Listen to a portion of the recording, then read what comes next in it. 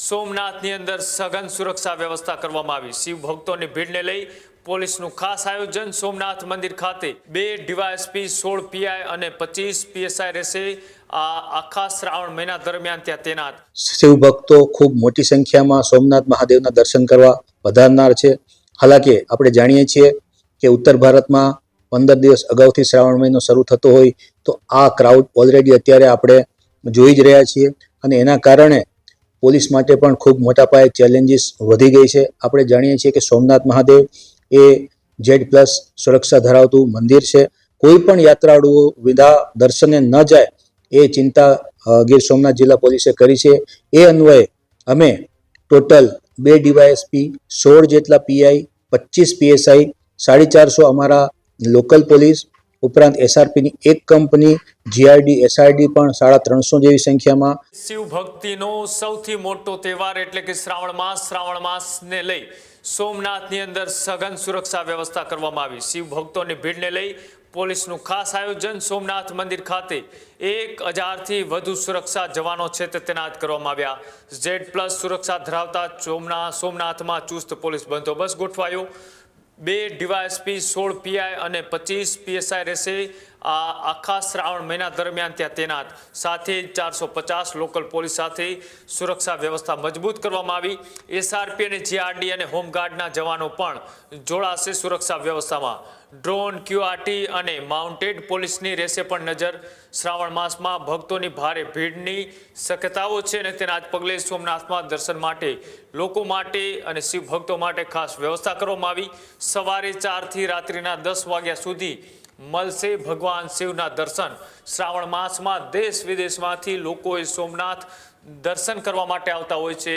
ત્યાં કોઈ અનિચ્છનીય ઘટના ન બને તેના માટે અને ખાસ જે ભીડ છે તેને નિયંત્રણ કરવા માટે ખાસ પોલીસ વ્યવસ્થા છે તે ગોઠવવામાં આવી।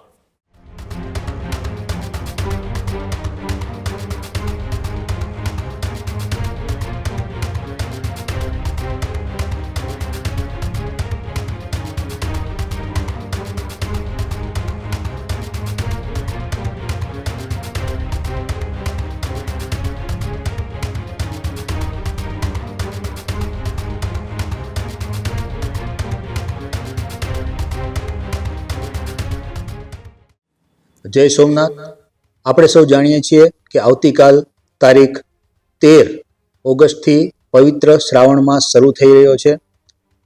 ગીર સોમનાથ જિલ્લામાં દેશનું પ્રથમ જ્યોતિર્લિંગ એવો સોમનાથ મહાદેવ બિરાજમાન છે। ત્યારે શિવ ભક્તો ખૂબ મોટી સંખ્યામાં સોમનાથ મહાદેવના દર્શન કરવા પધારનાર છે। હાલાકી આપણે જાણીએ છીએ કે ઉત્તર ભારતમાં 15 દિવસ અગાઉથી શ્રાવણ મહિનો શરૂ થતો હોય તો આ ક્રાઉડ ઓલરેડી અત્યારે આપણે જોઈ જ રહ્યા છીએ। ખૂબ મોટી પ્રમાણમાં યાત્રાળુઓ સોમનાથ મહાદેવના દર્શન કરી અને ધન્યતા અનુભવી રહ્યા છે। પરંતુ આવતીકાલથી એટલે કે 13 તારીખથી આપણે ગુજરાતમાં પણ અને મહારાષ્ટ્રમાં પણ શ્રાવણ મહિનાની શુભ શરૂઆત થઈ રહી હોવાથી આ યાત્રાળુઓની સંખ્યામાં અનેક ગણો વધારો થવાની શક્યતા છે। માનનીય પ્રધાનમંત્રી સાહેબ મોદી સાહેબના આગમન પછી અને સોમનાથ સ્વાભિમાન પર્વ દરમિયાન જે પૂરા વર્ષ દરમિયાન આયોજિત થઈ રહ્યું છે તેના લીધે ખૂબ જ યાત્રાળુઓની સંખ્યામાં વધારો થઈ રહ્યો છે અને એના કારણે પોલીસ માટે પણ ખૂબ મોટા પાયે ચેલેન્જીસ વધી ગઈ છે। આપણે જાણીએ છીએ કે સોમનાથ મહાદેવ એ Z+ સુરક્ષા ધરાવતું મંદિર છે।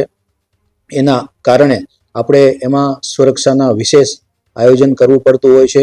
તો આ વખતે પણ સોમનાથ મહાદેવ ખાતે શ્રાવણ મહિના નિમિત્તે જે ખૂબ જ મોટી સંખ્યામાં યાત્રાળુઓ દર્શનાર્થીઓ આવવાના છે એમને ખૂબ સારી રીતે દર્શન થઈ શકે, એમને કોઈ પણ પ્રકારની તકલીફ ન પડે, ફ્રિસ્કિંગમાં પણ ચેકિંગમાં પણ કોઈ જાતની તકલીફ ન પડે, ખૂબ મોટા પાયે લોકો આવશે તો એનું આયોજન લાઇનબદ્ધ રીતે સરસ દર્શન થઈ શકે અને તમામ કોઈ પણ યાત્રાળુઓ વિના દર્શને ન જાય એ ચિંતા ગીર સોમનાથ જિલ્લા પોલીસે કરી છે।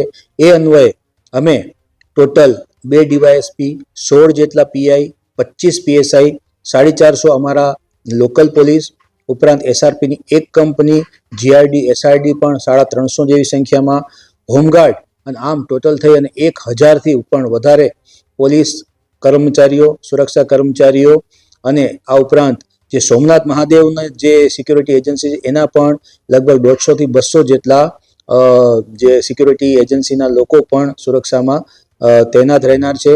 આ ઉપરાંત અમારી BDDS ટીમ, LCB, SOG, ડ્રોનની ટીમ, QRTની ટીમ, માઉન્ટેડ પોલીસ આ બધા પણ વહેલી સવારથી જ બંદોબસ્તમાં લાગી જનાર છે. શ્રાવણ મહિનાના સોમવારમાં આપણે જાણીએ છીએ કે વહેલી સવારે 4 વાગ્યાથી મંદિરના કપાટ ખુલી જાય છે, મોડી રાતે 10 વાગ્યા સુધી રહે છે. તો આ સમગ્ર દિવસ દરમિયાન મંદિર ખુલ્લું રહેનાર છે. દર્શનાર્થીઓ મહાદેવનો દર્શનનો લાભ લઈ શકશે અને આ રીતે ખૂબ જ સારી રીતે તમામ દર્શનાર્થીઓના દર્શન થાય એ પ્રકારનું અમારું આયોજન છે. જી સર. સોમનાથ મહાદેવમાં લાખોની સંખ્યામાં યાત્રાળુઓ શ્રાવણ માસ દરમિયાન આવવાના છે. આ ક્રાઉડમાં રજાના દિવસોમાં, શ્રાવણી સોમવારના અને તહેવારોના દિવસોમાં આ સંખ્યા ખૂબ 2 થી 3 લાખ પ્રતિદિન વધવાની શક્યતા છે. આ મોટી સંખ્યાને જોતા અમે લોકોએ અમારા પોલીસના સ્ટાફને પણ કેવી રીતે વર્તન કરવું, સૌજન્યપૂર્ણ વર્તન કરવું, શાલીનતાથી વર્તન કરવું, વિવેકપૂર્ણ વર્તન કરવું, કોઈ ઓલ્ડ એજ હોય, મોટી ઉંમરના હોય દર્શનાર્થી, તો એમને મદદ કરવી. કોઈ વસ્તુ એમની ખોવાઈ ગઈ હોય, કોઈ વ્યક્તિ ખોવાઈ ગયા હોય, કંઈ વસ્તુ મળી હોય, કંઈ શંકાસ્પદ વસ્તુઓ જણાઈ આવે તો પણ અમે પોલીસને એ પ્રકારની ટ્રેનિંગ આપી છે કે એ વ્યવસ્થિત રીતે દર્શન કરી શકે. આ ઉપરાંત હું સોમનાથ પધારનારા તમામ યાત્રિકો, તમામ દર્શનાર્થીઓને ગીર સોમનાથ જિલ્લા પોલીસ તરફથી એક ભાવભરી અપીલ કરું છું કે આપ સોમનાથ મહાદેવે પધારો. શક્યતા છે ખૂબ મોટી લાઈન હોવાની, તો આ સમયે આપ આપનો ધીરજ જાળવી રાખશો અને તંત્રને આપને ફ્રિસ્કિંગ ચેકિંગ કરવામાં પૂરેપૂરો સહકાર આપશો.